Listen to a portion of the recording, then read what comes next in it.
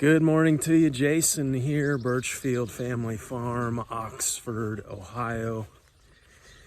Grass-fed red Devon cattle, St. Croix sheep, a whole lot of chickens, 80 to 100 layers, and 100 meat birds. We got through those, which, by the way, thank you to everybody that's come out and purchased broilers from us. I think we're down to, I think it's under a dozen now.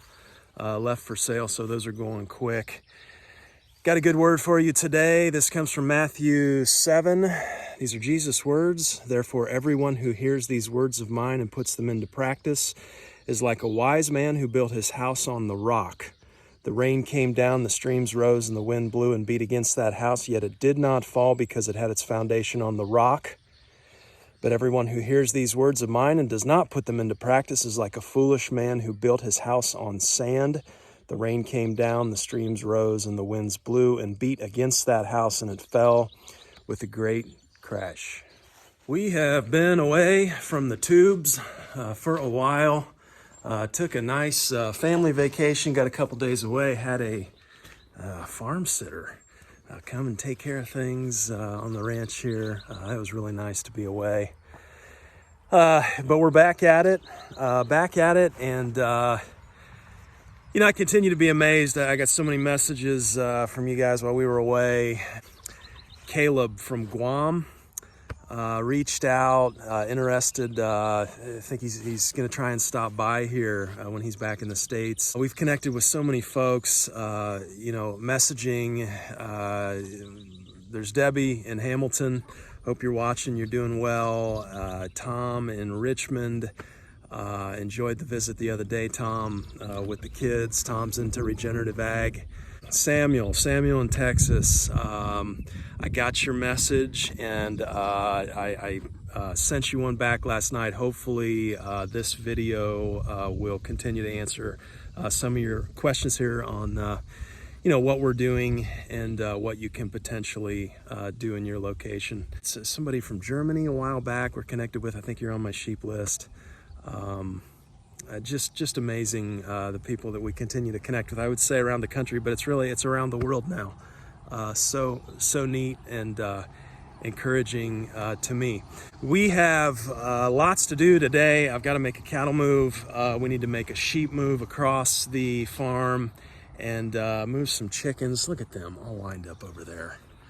Oh, chickens are such a pain, but I love them. I also want to spend some time, though, talking about what we are doing here. We get a lot of questions, especially lately with, hey, I'm in fill in the blank, right? Fill in the blank, and I want to run cattle, sheep, whatever. How many animals can I run in the area that I'm at? In agriculture context is so incredibly important. You can't get away from it. Context is really everything, and different areas, you got different climates, different rainfall, blah blah blah. So my response is always the same across the board. How many animals can you run where you are? I think there was somebody from a while back, Zimbabwe. Somebody from Zimbabwe, asking, what can I do here?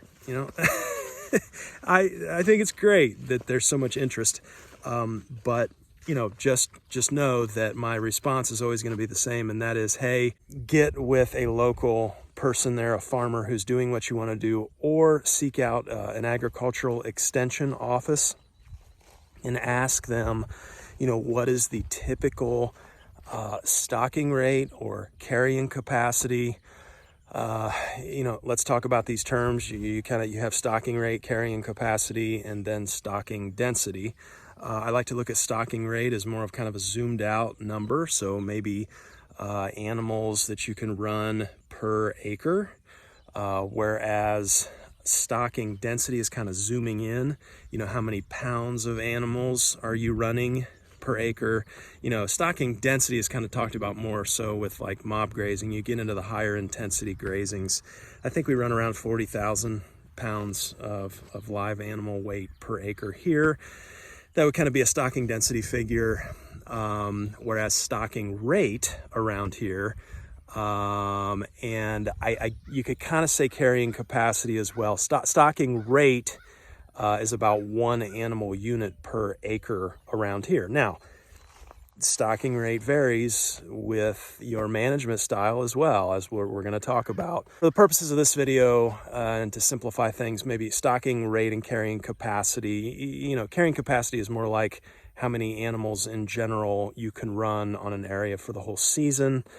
Stocking rate is similar, but we're talking about animals per acre there with stocking rate. So let's just talk stocking rate. And like I say, about 1 animal unit per acre here. What's an animal unit? Well, an animal unit was a terminology come up with just to kind of, make things a little more uniform, whether you're talking about cattle, sheep, or chickens. An animal unit is, for simplicity's sake, 1,000-pound animal. So let's say 1,000-pound cow. I think it's typically with a calf by her side. Let's just say 1,000-pound animal. So one mama cow that weighs 1,000 pounds is 1 animal unit. I think a mama sheep with a lamb by her side is 0.3 animal units. The chickens over there, right? A chicken, as long as it's above 3 pounds, is 1/100th of an animal unit. So 0.01 animal units. So 100 chickens is an animal unit. So I want to spend some time today, because we've had a lot of questions about also, what we're doing here on our farm and kind of our numbers. Let's talk about some different grazing styles. Our farm is interesting here. And at least to me, because we have 2 different management styles that are very easily seen here. We've been rotationally grazing now for about 3 or 4 years, but we've owned the farm for almost 7. We first started 7 years ago. We found a local farmer and rented our ground. Okay, we rented our ground out. I wanted to start slow, take things slow, learn all that we can from somebody more experienced, and that's been a great blessing to work with another great local farm family. The area that they rent, we're on just under 60 acres total here that we own, and so we rent a majority of that ground out still. Now, I wanted our own animals and kind of our own area to experiment with more in the regenerative ag vein. And so I peeled off between 4 and 5 acres on these, we call them paddocks. And these paddocks are sectioned out. Most of them are 1/4 acre. And so we kind of have these different management styles on the land here. And I think it's really interesting just to observe the differences. And it's not, this is not an exercise in being critical. That's not what I'm doing here. When we examine both methods, there's advantages and disadvantages to both of these strategies. And so I want to take a look at our rotational grazing situation, go over exactly what we do. I've got some maps here, I've got some numbers, and hopefully it's able to answer some of your questions that you guys have been messaging me about. In this term, regenerative, I kind of struggle with attaching ourselves to that term. We see what government did to the term organic, right, and the way that government can get a hold of terminology and really pollute it, really pervert the terminology. So right now we're using that term regenerative. It seems to work for us, but I may not use that forever. Who knows? With all that being said, the ground that we rent is set stock grazed. What is set stock grazing? Set stock grazing is when you just turn your animals out for the season, let them go and roam wherever they want. And then at the end of the growing season, when we get into cold weather and the grass is no longer growing and we need to feed hay, those animals are picked up or they're put into an area and fed hay. So set stock grazing, it's not rotating, it's just turning animals out, letting them do whatever they want. Our system is that we've peeled off the 5 acres is more rotational. So we're only leaving animals in an area intentionally for a short period of time and rotating them around. So when we look at our system here, here's a map kind of the aerial view of the front of our farm here. You can see there at the bottom. The road runs east to west there, and you know, it's just kind of, we do most of our work as a family, you know, up in this area here. You know, you get the circle driveway, the house, the barns, but you can see some of the pasture. You know, this is right around, you know, right in that 5-acre range here that we've peeled off, that we're working with as a family. But kind of gives you an overview of what we're looking at here from the air. Let's skip over, and I've made a map here of exactly what we're doing and sectioned out all of the different areas. I've labeled them here. So, you know, when we started, we were doing 8 quarter-acre paddocks. Okay, that's kind of what we started with. You can see there we've got our paddocks labeled 1 through 11. Now, each one of these 11 paddocks is right on about 1/4 of an acre. They're different shapes, but we've measured them out. They're pretty close to 1/4 of an acre, each of these 11 paddocks. So on the 11 paddocks there, you've got about 2.75 acres. Now, the area just below there, below the paddocks, you see it's labeled woods, 1.5 acres of woods. This has been a great, I guess you call it an asset to our rotational grazing. You know, we're running the animals through the paddocks, but then when we need an overflow, I've talked about this, we pop down into that 1.5 acre woods. And I can kind of use that as a gas brake pedal. The biggest challenge that I've found in rotating this way is my tendency to overgraze, okay? So overgrazing means we're leaving animals too long. Overgrazing isn't a function of how many animals, it's how much time. Overgrazing is a function of time. So we leave them too long. That's my biggest challenge. My biggest tendency is to overgraze. Some would say, well, you don't have enough paddocks if you're overgrazing. Well, you know, we can talk through that. We could further subdivide these paddocks as well if we needed to. Now, looking at this, we've got the 1/2 acre that you'll notice there over to the left. We've got kind of 3 little areas over there that a rectangle there and some funky shapes. Basically, the way that I've decided to run this, we originally started out running sheep and cattle together, and I love that approach. Why? Multiple reasons, multiple benefits, multifaceted. You run cattle and sheep together, and what I've found is there's really a minimal need then in the paddocks to mow. I found that when you're running sheep and cattle, what one species doesn't eat, typically the other one will. Also with parasites, and you can hear my cattle here in the background. They're wanting to move. But parasites, the parasite cycle really kind of stops, you know, with the different species because they don't share parasites. So that works as well, kind of a dead end there. However, as we've grown, as we've added more, especially lambs, lambs are pretty tough to keep in the paddocks. You know, on the rotational side here, those 11 quarter-acre paddocks, those are all electric fenced. We've got water hookups that service, you know, we can easily service each paddock in the rotation.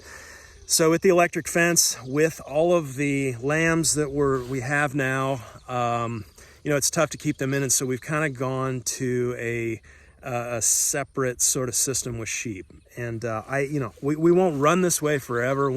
After we sell lambs here, we'll probably put the ewes back in with the cattle and continue to multi-species graze. I just love that so much, especially when you follow that with chickens, right? We talked about that, chickens busting up those cow pats. But when you look at that map again, you know, paddock 9, 10, and 11. So those 3 paddocks are the 3 where we have run our sheep. Now, when we get through those 3, we run them across the farm and over to those 1/2 acre sections there. All 3 of those sections add up to about 1/2 acre over there by the hay barn.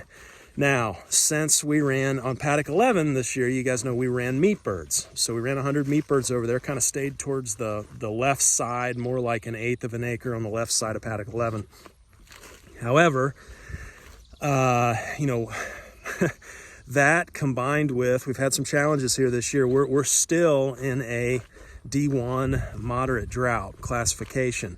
And so taking paddock 11 out of the mix for meat birds largely, and then with this drought, we have utilized that little section right above the square there where it says a half acre. We got a little pin there right by the barn. You guys know I hate keeping animals inside. We don't do it. We try not to do it when we dairy.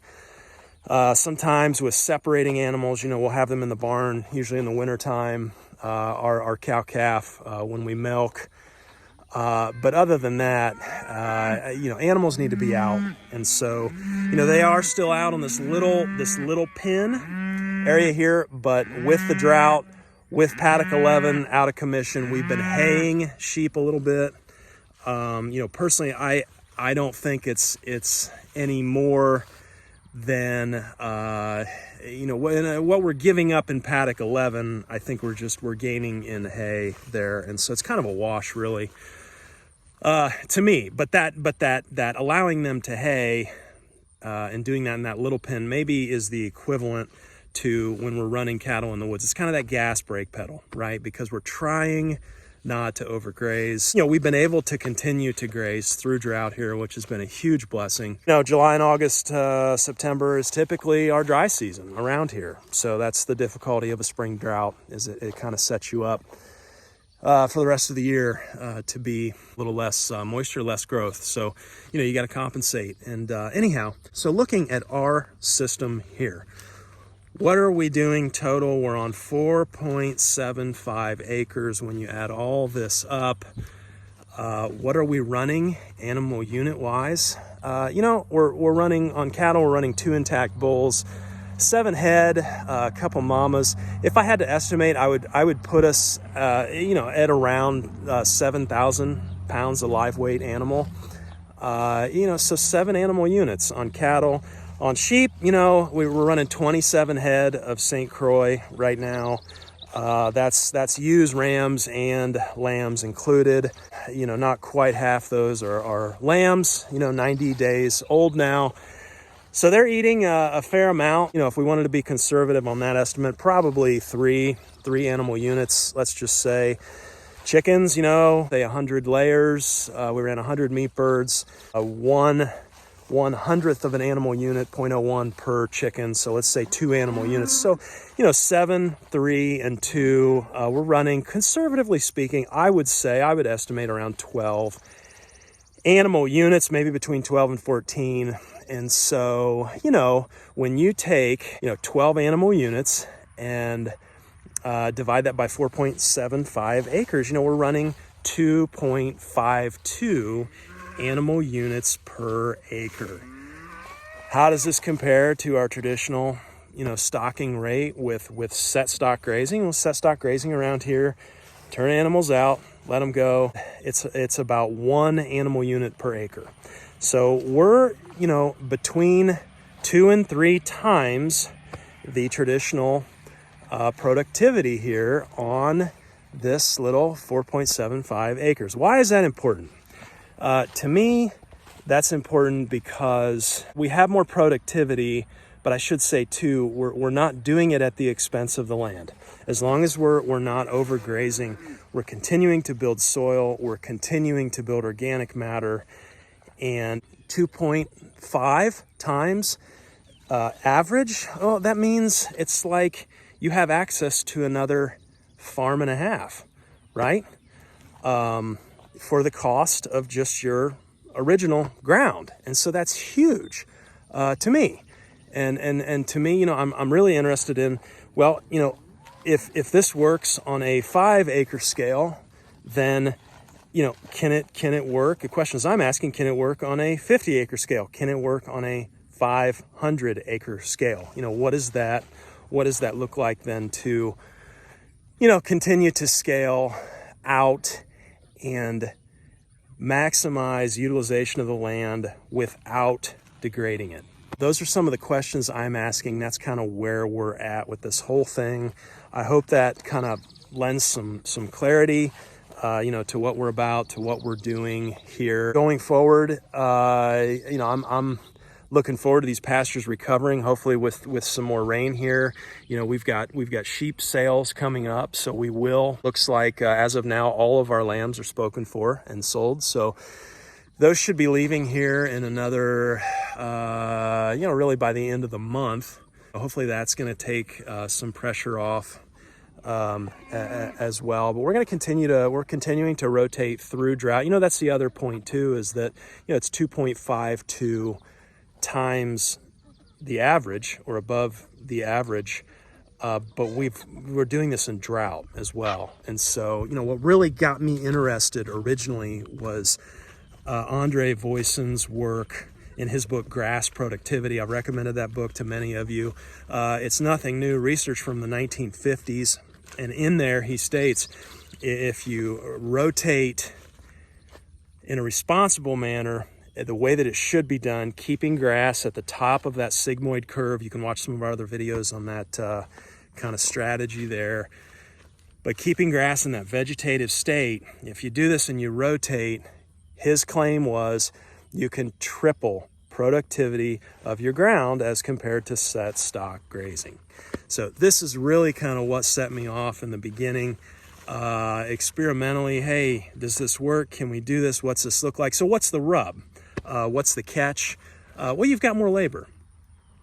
Certainly more labor. However, I will say this, when you're set stock grazing, your animals are going to selectively graze. So what I've seen over time with the ground that we rent out, being set stock grazed, you'll have better animal performance, but your utilization of the ground goes down. And not just that, that you decrease in productivity, but over time you will continue to decrease as you degrade the pastures. Why is that? Well, cattle are going to selectively graze, so they're going to graze down all of the tasty good plants. Like when you go to a buffet, right, you're going to get what you want. Don't pretend like the stuff that you didn't eat at the buffet goes to seed. Okay, so what happens? Well, those undesirables drop seed heads. Those seed into your pasture, and over time you get undesirables. You know, you get the looking out there right now, you know, we've got quite a bit of thistle, there's quite a bit of horse nettle, you know, and so with set stock grazing, one thing that can be kind of deceiving is you have to mow. And that's one of the other kind of draws to the multi-species rotating. As I've noticed, there really can be a minimal reliance on outside inputs, a minimal reliance on depreciating assets, you know, machines to mow with, that kind of thing. Can it help? Sure, mowing can be a tool, yeah. But for us, we have not, other than paddock 11, where we ran meat birds and we just did a cover crop seeding over there. I did mow that. I took it way down before we broadcast, seeded over there a cover crop mix. We'll see how that does. Matter of fact, that's right over there. You can see really opened up that canopy, greened things up. So mowing can be a tool, but I like the fact that, you know, it doesn't have to be done. It seems like to me there's less of a reliance on that if you're rotating, especially if you can dial in that stocking density. And that's something we're still playing with. You know, how many pounds of live weight are you running per acre? Because, you know, not only will you get that grazing, but you'll get that full trample and grazing, and really have that minimal reliance then on outside inputs. So that's kind of where we're at. Hope that gives you some kind of an idea. We've got a ton of stuff to take care of today, animals to move. Let's get after this. So today we are going from paddock 7 over onto paddock 8. Let's take a look here. You know, all of this heavy talk about not overgrazing, and here I am. This has definitely been overgrazed here. You know, we've been here 2 days. It's one day too long. These guys, as we get into late July, August, early September, shade is going to become ever more important to cattle. One of the other reasons why, again, this is 7 going on to 8. You've seen the map. 9, 10, and 11 are out there. One more reason to run sheep out there where there is no shade. If you needed one more reason to, oh gosh, are you serious, dude? If you needed one more reason to run sheep over cattle, there's one. But another one would be, at least my sheep really are not, they're heat tolerant. They really don't stress too much in the heat. I don't know if that's because they're white, because they're smaller. So sheep have just, my St. Croix sheep have done incredibly well with heat and with flies. They don't get near the flies that the cattle do. Yeah, I won't go there. Anyhow, you know, shade's important. Why are we overgrazed here? Well, to get our vacation, to take those few days away. I had a farm sitter, and I did not want the farm sitter to have to mess with cattle in the woods, and so I pulled them off early and started on paddock 1, and we had only had about 26, 27 days of rest, which was not enough, but I started them there, and I let the woods go just because I didn't want the farm sitter to have to deal. So, you know, yeah, we're taking it on the chin here. This is our 3rd time through the rotation. But you know, we probably will. We'll pay for this here going into the dry season, overgrazing this. Let's look at what we're coming on to. You know, again, this is going to be about 27 days of rest. It's not bad. It's not bad. We've got some taller stuff. I don't know if I'm seeing any more. This is one of our worst paddocks out here because we've had a very little chicken impact out here, chicken and turkey, but we ran them here the last rotation, and I put the chicken tractor out in that area there, the eggmobile.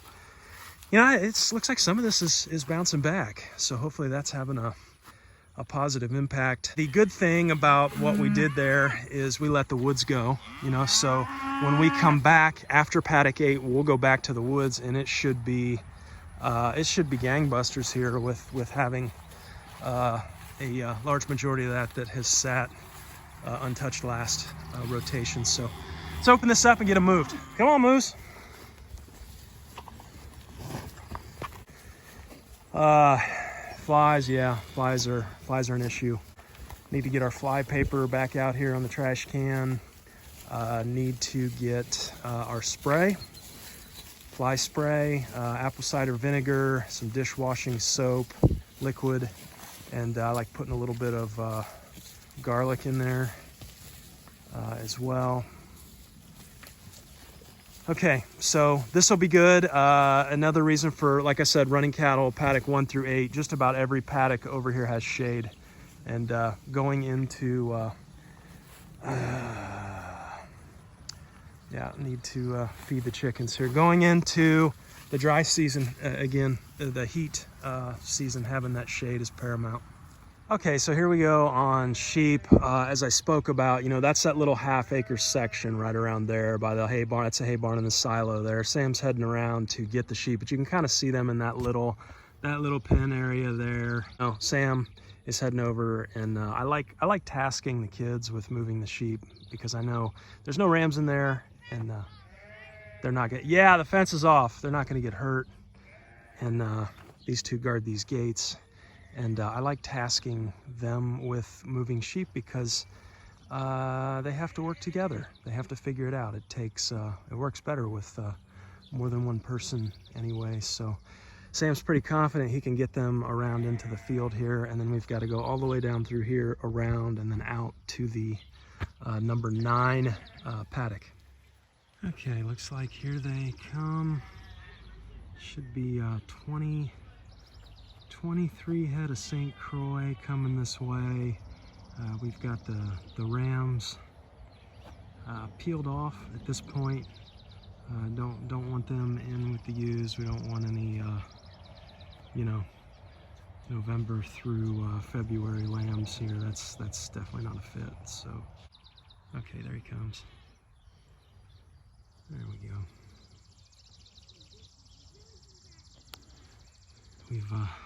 learned over the years not to mess with the lambs, not to try and herd those, just go for the mamas, and the lambs will follow. Here comes the flock. Come on, sheeps, over here. Come on. No. Come on, sheeps. Come on.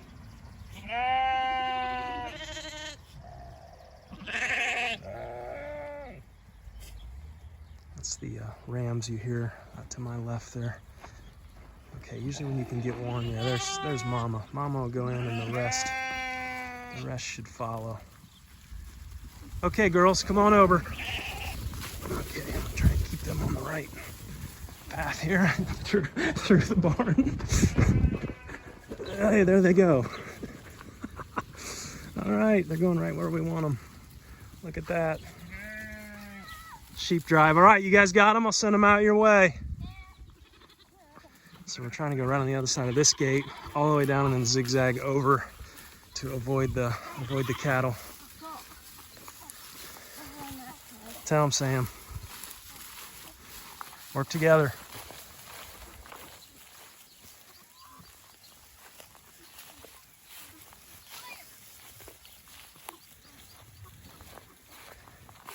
There you go, Ev.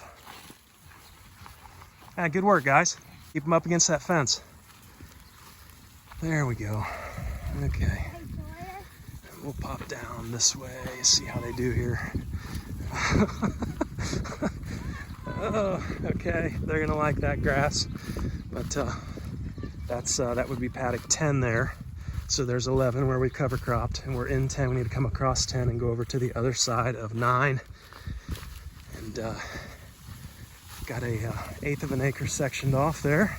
Got the fence opened up. Hopefully they don't turn to the left. There we go. Looks like they're gonna go straight in. All right. You've always got one. Oh, that's okay.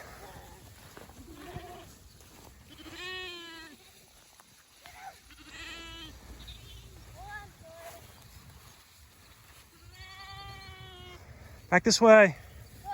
Easy, easy, easy.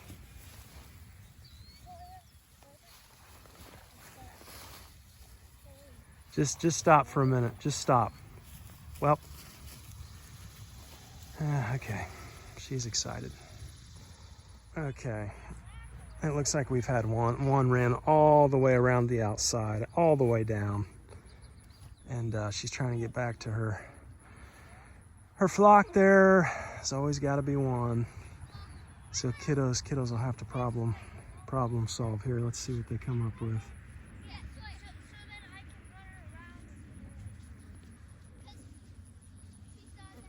It sounds like they're gonna try and run her through the cattle pasture. Oh, they did it.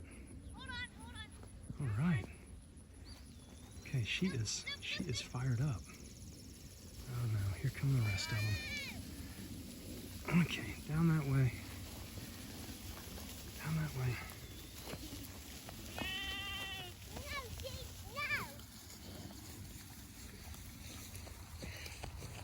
Come on, sheep, pop back in there.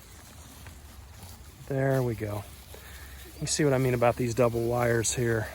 Pretty good for adult sheep, but the lambs just pop out. So let's button up this fence here and let's talk about this pasture. 39, about 40 days of rest. We got some real good stuff in here. And you know, that's the difference between 27 days and 40 days. That extra 13 days right now is it's just exactly what we need. So, you know, they've got quite a bit in here. Phenomenal performance this year out of these ewes. Keeping up with lambs. Haven't really had any issues in the mid to late season. We had some issues early on. Still wanting to do a video on that eventually, but pretty good looking red clover out here. That's been the star of the show out here during drought in these pastures. But you know, we'll be here 2 to 3 days maybe. We'll monitor performance, and we'll go from there. Thanks for hanging with us today. Hope you guys are at peace and at rest today. And talk to you next time. Take care.